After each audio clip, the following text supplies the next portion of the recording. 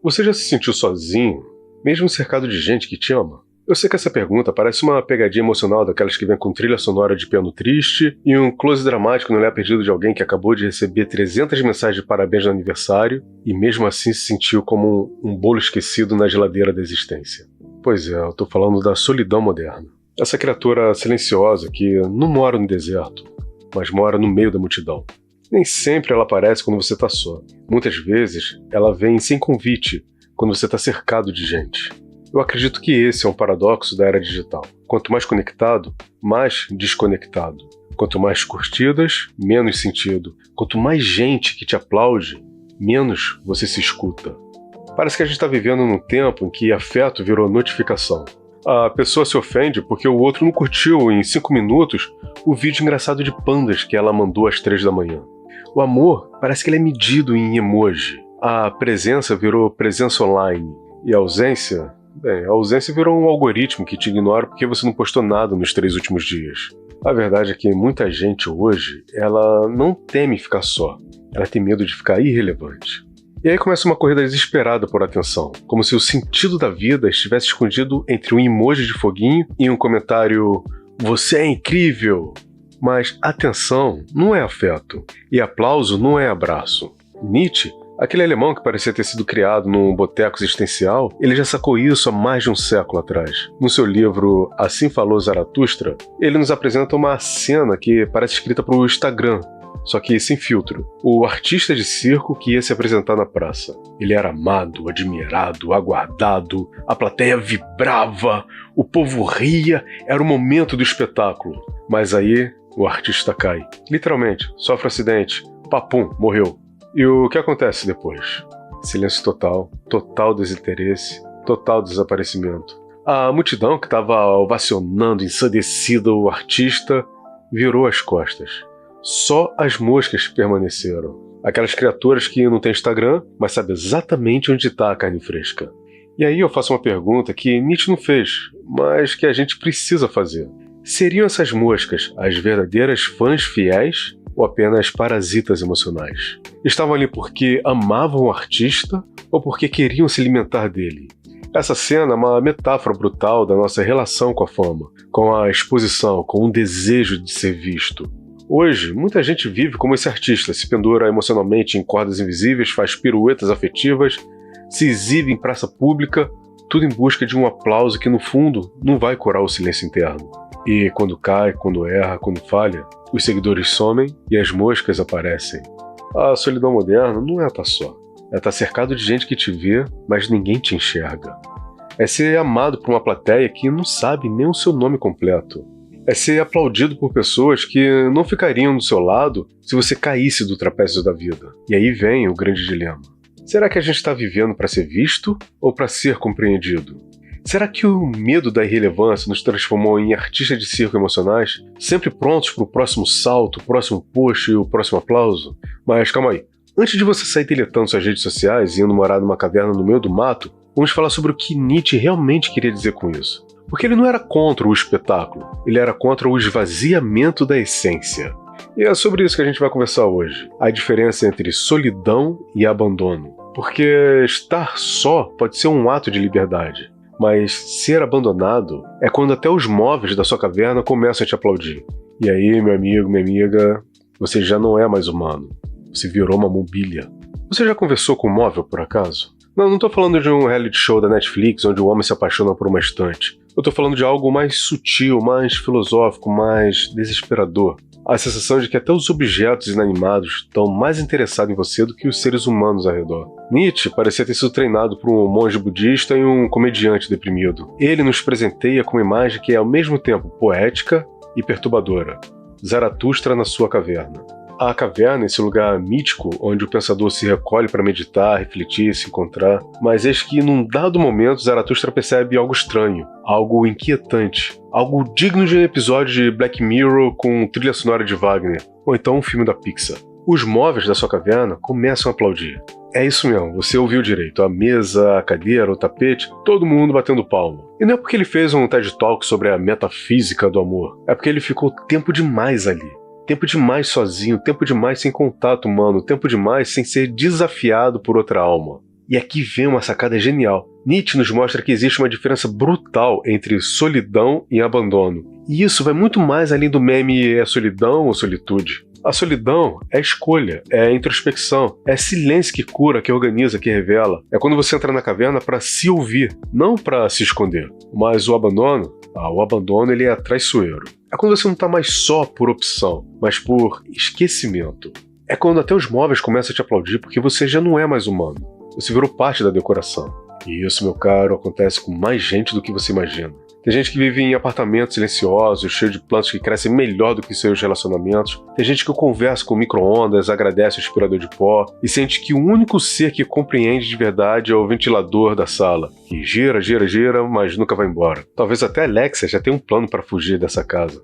A solidão saudável é aquela que te permite se escutar, mas o abandono disfarçado é quando você começa a se escutar demais e só ouve eco. É quando você fala e a única resposta que vem é da geladeira que está apitando porque ficou aberta. É quando você começa a achar que o sofá está te julgando. E o pior, ele está mesmo. Zaratustra percebe isso. Ele entende que o isolamento absoluto não é sabedoria, é desumanização. Porque o ser humano ele precisa do outro, não para ser validado, mas para ser desafiado, reconhecido, confrontado. A presença do outro nos tira da zona de conforto, nos obriga a explicar quem somos, nos faz lembrar que não somos só um conjunto de pensamentos, mas também somos um conjunto de relações. E aí vem a pergunta que arde como álcool em ferida emocional aberta. Você tá sozinho ou você tá abandonado? Porque se os móveis estão te aplaudindo, talvez seja a hora de sair da caverna. Talvez seja a hora de buscar gente de verdade. Gente que não te aplaude por inércia, mas que te olha nos olhos e pergunta: você tá bem mesmo ou só parece que tá bem? Zaratustra ele só entende sua missão quando decide sair. Quando percebe que o mundo lá fora, por mais caótico, mais ruidoso, por mais cheio de moscas e artistas caídos, ainda é o lugar onde a conexão verdadeira acontece. Porque sair da caverna não é fácil. É como sair de um relacionamento tóxico com o próprio ego. Mas é necessário. A vida na caverna tem suas vantagens. Não tem boleto, não tem vizinho que escuta sertanejo às 3 da manhã, não tem gente perguntando se você já assistiu a nova série da moda, que é igual à série anterior, só que com atores mais bonitos e o roteiro mais preguiçoso. Na caverna, tudo é silêncio, tudo é introspecção, tudo é você com você mesmo. O que convenhamos, pode ser ótimo. Até virar um episódio de autoajuda do Discovery Home and Health, com trilha sonora de flauta. Zaratustra, o nosso filósofo-herói, que parece ter saído de um retiro espiritual patrocinado por Nietzsche e um grupo de monges sarcástico, percebe que a caverna, apesar de confortável, ela não é lar, é um esconderijo. É a zona de conforto com cheiro de mofo existencial. Ele ficou lá tempo demais. Meditou, refletiu, conversou com os móveis, que, como vimos, começaram a aplaudir ele, e então, num lampejo de lucidez, ou talvez num surto de tédio, ele decide sair. Mas não é uma saída qualquer, não é um vou ali e já volto. É uma ruptura, uma travessia, uma espécie de parto filosófico onde o útero é a caverna e o mundo lá fora é um hospital sem anestesia. Zaratustra entende que sua missão não se cumpre no isolamento, porque a sabedoria que não é compartilhada vira ego, e o ego, quando não é desafiado, vira mobília. Então ele sai, e ao sair ele encontra algo que ele não esperava: gente. Gente de verdade, gente que estava procurando por ele. Não porque ele era famoso, não porque ele tinha seguidores, mas porque ele tinha algo para dizer. Algo que não cabia no post, algo que não podia ser resumido em 280 caracteres. Essa saída da caverna, ela é simbólica. É o momento em que o pensador deixa de ser solitário para se tornar conector. É quando ele entende que o conhecimento não é um troféu, é uma ponte, e que a verdadeira conexão não acontece no silêncio absoluto, mas no diálogo imperfeito. Zaratustra não sai para ensinar, ele sai para encontrar, sai para trocar, sai para errar junto. E isso, meu caro, é o oposto da solidão moderna. Porque hoje muita gente vive em cavernas digitais, perfis perfeitos, fotos filtradas, batendo 1 milhão de seguidores, textos que parecem profundos, mas foram escritos por um algoritmo que leu meia dúzia de frases de efeito. A saída de Zaratustra é um convite, é um chamado, uma provocação. Você está pronto para sair da sua caverna? Ou você vai esperar que os móveis te convençam de que você é um alecrim dourado? Porque lá fora, apesar do barulho, da confusão, da superficialidade, ainda existe gente procurando por você. Gente que quer te ouvir, gente que quer te ver. E gente que não quer te aplaudir, que quer te compreender. Mas sair da caverna é só o começo. O verdadeiro desafio é se encontrar no meio da multidão. É descobrir quem você é quando ninguém está olhando. É aprender a estar em paz consigo mesmo, mesmo quando você está cercado de vozes, expectativas e filtros. a aprender sobre a arte de ser você, mesmo quando o mundo insiste em te transformar num personagem. Ser você mesmo é fácil. Difícil descobrir quem é esse você que você vive tentando ser. Porque, vamos ser bem honestos aqui, a maior parte do tempo, a gente é só uma versão de teste de nós mesmos, com falhas emocionais e atualizações atrasadas. Você acorda, escova os dentes, olha no espelho e pensa, sou eu. Mas será? Será mesmo? Ou será o personagem que você criou para sobreviver ao RH da vida? A verdade é que a identidade virou um aplicativo com muitas abas abertas. Tem a aba do trabalho, onde você é sério, comprometido, que finge que entende de planilhas e ama reuniões. Tem a aba do Instagram, onde você é feliz, sarado e vive em lugares com pôr do sol eterno. Tem a aba da família, onde você é equilibrado, amoroso e nunca fala palavrão na frente da sua avó. E tem a aba do quarto escuro, onde você não é ninguém. Ou talvez finalmente você é você mesmo. Mas aí vem um dilema. Se ninguém está olhando, você ainda existe? Ou você só funciona com plateia? A gente vive num mundo onde o olhar para o outro virou espelho, e o espelho virou palco, e o palco virou prisão. A gente se veste para ser aceito, fala para ser entendido, posta para ser validado, e no fim do dia, quando o Wi-Fi e o celular descarrega, sobra o quê? O ser humano com medo de silêncio. Medo de não ter quem aplauda. Medo de não ter quem critique. Medo de não ter quem veja. E é aí que entra a arte de ser você. Não o você que aparece na bio, não o você que responde e-mails com cordialidade forçada, mas o você que ri sozinho de piadas ruins, que dança no chuveiro como se fosse um episódio do reality da alma, que chora vendo um comercial de margarina e depois finge que foi sua alergia. Esse você é raro, é precioso. Você pode achar meio ridículo, mas é autêntico. E ser autêntico hoje em dia é quase um ato revolucionário, porque o mundo quer que você seja funcional, produtível, rentável, instagramável, mas você, no fundo, quer ser só vivo, quer errar, quer tropeçar, quer mudar de ideia sem ter que pedir desculpa o tempo todo, quer gostar de coisas que ninguém entende, quer ser contraditório sem virar meme. E tudo bem, porque a vida não é um roteiro, a vida é improviso, é jazz. É aquele tipo de música que só faz sentido quando você para de tentar entender. Então, se ninguém tá olhando, dança, canta, fale sozinho, seja estranho, seja livre. Porque é nesse espaço entre o olhar do outro e o silêncio do mundo que mora a sua verdade. E a sua verdade, por mais esquisita que pareça, é o que te conecta com o que há de mais humano em você. Agora, claro, ser você mesmo é lindo na teoria. Eu sei que na prática tem boleto, tem chefe, tem sogra, tem namorada, tem criança chorando, tem algoritmo. Mas depois de descobrir quem você é quando ninguém tá olhando, vem um desafio maior. Ser você mesmo quando tá todo mundo olhando. Com holofote, com julgamento, com expectativa. Ser você mesmo quando ninguém tá olhando é poesia. Ser você mesmo quando tá todo mundo olhando é guerra. E não é guerra de espada e escudo. É guerra de likes, guerra de opinião, de cancelamentos em massa, de gente que acha que personalidade tem que vir com manual de instruções e certificado ISO 9001. A gente vive na era da exposição compulsória. Tudo é público, tudo é compartilhável, tudo é passível de virar trend, polêmica, ou então, no mínimo, um grupo de WhatsApp com o título "Olha o que esse doido falou". E aí, meus queridos paradigmáticos, vem esse dilema. Como ser autêntico no mundo que exige performance? Como manter a essência quando o algoritmo só premia quem dança, aponta pra cima e diz link na bio? A verdade é que a autenticidade virou um produto. Tem gente vendendo ser verdadeiro em cursos online. Tem influenciador ensinando como ser você mesmo em 10 passos fáceis e monetizáveis. Tem até gente que finge ser autêntico só para parecer mais humano, o que, ironicamente, é a coisa mais robótica que se pode fazer. Mas ser autêntico de verdade, isso dói, isso incomoda, isso desafia. Porque ser autêntico é dizer não quando todo mundo está esperando um sim. É vestir o que te representa, mesmo quando não combina com o dress code da reunião. É falar o que pensa, mesmo sabendo que vai perder seguidores, amigos e talvez até emprego, dependendo do RH.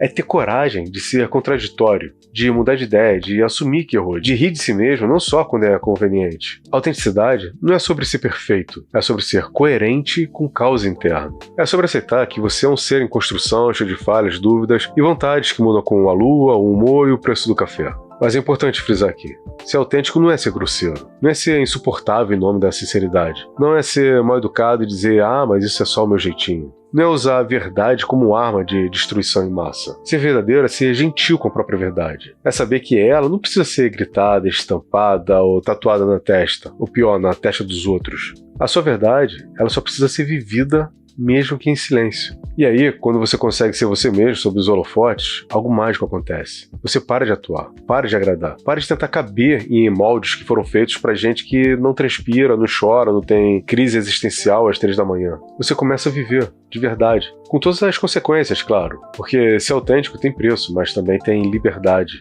E liberdade, meu caro, é o único luxo que ainda não foi transformado em NFT. Agora, depois de sair da caverna, descobrir quem você é no escuro e ter coragem de ser esse alguém sob os holofotes, vem um próximo desafio: conviver com os outros. Sim, os outros. Esses seres imprevisíveis, maravilhosos e às vezes insuportáveis que povoam o mundo e insistem em ter opiniões próprias, gostos e manias diferentes da sua. Tem gente que está sempre por perto, mas nunca está presente. É o tipo de companhia que ocupa espaço, mas não toca a alma. É como planta de plástico, decora, mas não respira. A gente aprendeu a confundir estar junto com estar conectado. Achamos que dividir sofá, o Uber, o plano de celular ou a conta do streaming é sinônimo de intimidade, mas não é.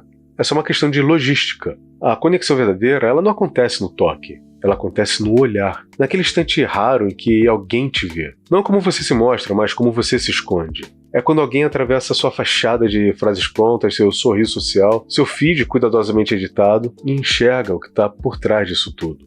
O medo, a dúvida, a bagunça emocional que você tenta disfarçar com memes e piadas autodepreciativas. A conexão é quando alguém te olha e não vê o que você quer mostrar, vê o que você não sabe esconder. E aí, meus queridos, isso é muito, muito raro, porque exige presença emocional, não geográfica. Exige escuta sem julgamento, exige silêncio que acolhe, que não constrange. A metáfora é bem simples: 2 pessoas em silêncio de uma palavra, mas os olhos eles dizem tudo. Contam histórias que nem Freud explicaria. Revelam dores que nem terapia resolve. Celebram alegrias que nem foto captura. É nesse tipo de conexão que mora o reconhecimento. Não o reconhecimento social, cheio de prêmios e curtidas, mas o reconhecimento íntimo, aquele que diz: eu te vejo, mesmo quando você tenta se esconder. E quando isso acontece, algo muda. Você se sente compreendido, não acompanhado, porque estar acompanhado é fácil, tem aplicativo para isso. Mas ser compreendido, isso é quase um milagre. É quando você percebe que não está sozinho, mesmo quando você está, porque alguém te viu de verdade, sem filtros, sem molduras, sem legenda. E aí vem a pergunta que arrebenta a lógica do mundo moderno: e se a paz estiver em aprender a estar só? Não o abandono triste de quem foi esquecido, mas a solidão consciente para respirar. A solidão consciente de quem se encontrou. Porque quando você se reconhece, não precisa mais se esconder. E quando você se aceita, não precisa mais ser aceito. A verdadeira conexão começa aí.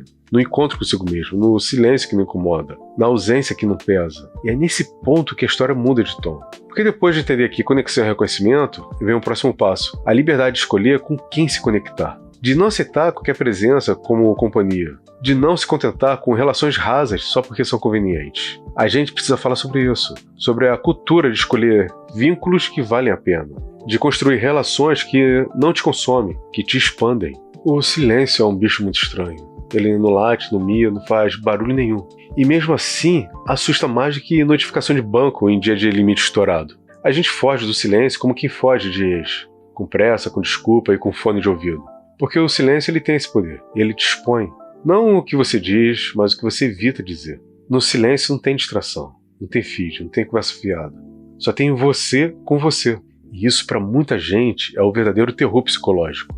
Porque o silêncio é espelho, é lupa, é confessionário sem padre. É quando você percebe que o barulho do mundo era só cortina de fumaça para esconder o barulho que você faz dentro de você. E aí, meus queridos paradigmáticos, é que vem a revelação. A resposta que você procura sobre quem você é, o que quer, para onde vai, porque ainda não aprendeu a dobrar lençol de elástico, não está no próximo vídeo motivacional. Está no silêncio que você teme. É lá que mora a sua essência. Não a versão editada, não o personagem social, mas o ser humano cru, imperfeito, contraditório e ainda assim digno. O silêncio, ele não te aquece, ele te acolhe. Ele não te julga, ele te escuta. Coisa que muita gente não consegue fazer nem com um volume no máximo. E quando você aprende a ficar em silêncio, sem se sentir esquecido, você descobre algo raro. A paz não está na ausência de ruído, está na presença de sentido. É quando o vazio deixa de ser uma ameaça e vira espaço. Vira espaço. Espaço para respirar, para sentir, para existir sem precisar provar nada. Eu quero que você fique com essa imagem na cabeça. Alguém sentado sozinho, rindo, não porque venceu, não porque foi aplaudido, mas porque se encontrou. Você não está sozinho. Você está com você o tempo todo. E isso deveria bastar. Porque, no final das contas, o que a gente mais quer não é a plateia, é pertencimento.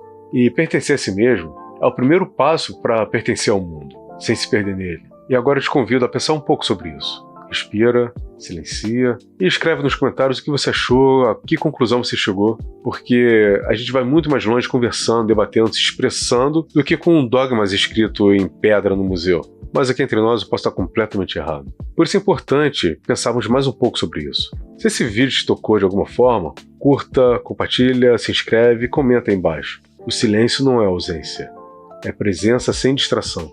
E no próximo vídeo, vamos continuar essa jornada, com menos certezas, mais perguntas e, quem sabe, um pouco mais de coragem para ouvir o que o silêncio tem a dizer.